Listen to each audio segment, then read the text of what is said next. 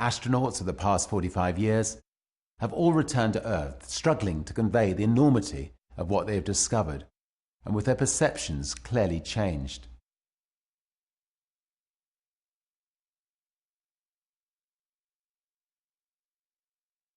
To be able to extend that privilege to people from all walks of life has been a long-held ambition at Virgin.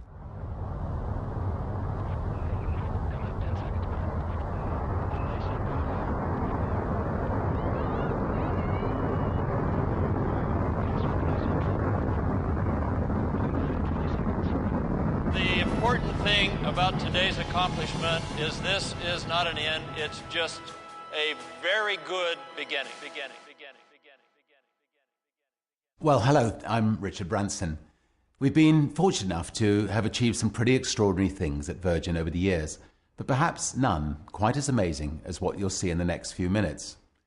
Probably like many of you, I can still clearly remember sitting with my mum and dad, my two sisters, at our family home in England back in 1969, watching those live black and white pictures of two men who had travelled to another world. I was spellbound and determined there and then that I would one day follow them to space. It's taken a little longer than I imagined, but thanks to Burt Rutan, Spaceship One, and those flawless history-making X-Prize flights in 2004, Virgin Galactic is now well on its way to becoming the world's first commercial space line. The day that Burt won the X-Prize was a hugely significant one for us. When it was all over, I remember chatting to Brian Binney, the pilot on that epic flight. It's got all the right elements to excite the people for all the right reasons. The ride up is momentous. The view at the top is hugely rewarding. The ride back down is pretty spectacular as well. The pictures are pretty dramatic, but the eye is so much more dynamic.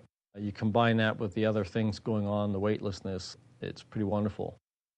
The rocket motor ride is pretty memorable as well. You're not going to soon forget that, especially ignition. Before you ignite it, you're indicating 140 knots or so. And within 10 seconds or 11 seconds, you're supersonic. So, you get 3 Gs on your back instantly when it lights. And boy, that first 10 seconds is about the most dynamic flying I've ever done. This wave of energy flows through the vehicle, and it's eye-watering. It is eye-watering.